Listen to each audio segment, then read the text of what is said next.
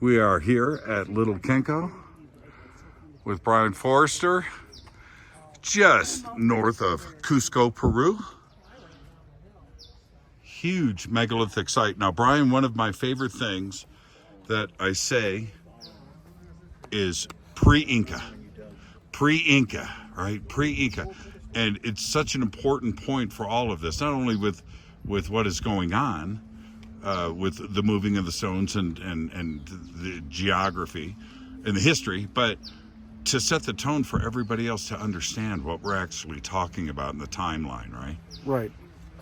Well, we've taken numerous geologists here. They've looked at the surfaces and they've said this is thousands of years of weathering.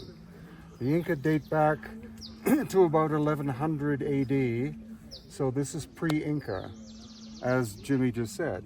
And also the sheer scale, this is likely at least 40 tons. The quarry is 3 miles in that direction, off to the north. So the stones had to be moved, Yeah. right? Of course, which is a huge task for any culture.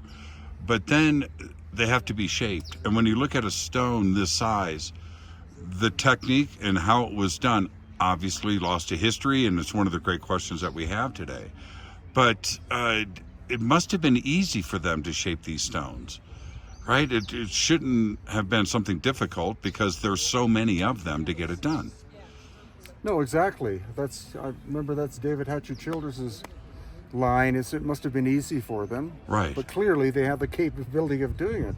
This is one stone of hundreds, and then when we get to Sacsayhuaman itself, we're talking thousands. Quarry at least 3 million miles away, 3 miles away, and we've been there, we've looked, we've never been able to find a place where a stone has actually been cut. Right. So you're Now, talking- it's easy to listen to the historical dogma, the Orthodox dogma. That's easy. It's right there. It's printed, and we hear it over and over again. But when you see the sheer size, and it's not only the size of the stones, it's the size of the sites themselves. These are very big. That's when it's much easier to go into alternative views for the constructions and how they shape the stones. Sure. That's an easier path, isn't it? Right, exactly. And if you were going to go out on that limb of the easier path, how do you think the shaping happened? What's your best guess? Well, I think the cutting was done with some kind of very advanced either machine or vibratory mechanism. And then the vibration was also used to levitate the stones and transport them through the air to the site location and then be set into place. And it was probably done with a very methodical, like this one would be moved, put into place, then the next one, they would know what shape and size they wanted, and so whatever mechanism did that would have the pattern they wanted to move it around and set it into place next to it, then above it, etc. Now, I kind of lean in a strange direction that possibly on an industrial scale, they were heating these to some crazy temperature to soften them up and then maybe mush them into place or maybe bake them into place.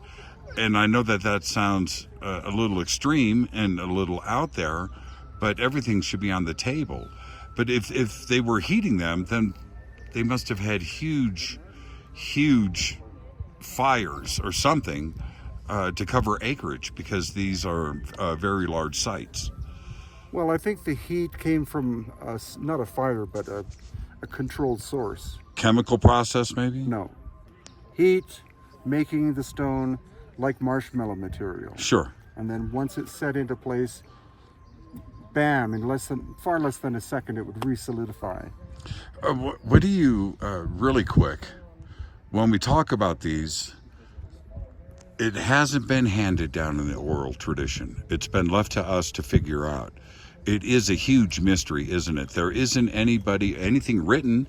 There isn't anything for us to have a guide as to how these constructions were done. Why do you think that is? Well, because there was a break. Whatever culture was responsible for this probably existed 13 plus thousand years ago. Then they went through a series of massive cataclysms that lasted 1,200 years, which may have obliterated totally the population. And then later you have much more primitive cultures move into the area and adopt the locations and start construction in their style on top and around what they actually found. Definitely Cusco was found by the Inca as an abandoned megalithic city.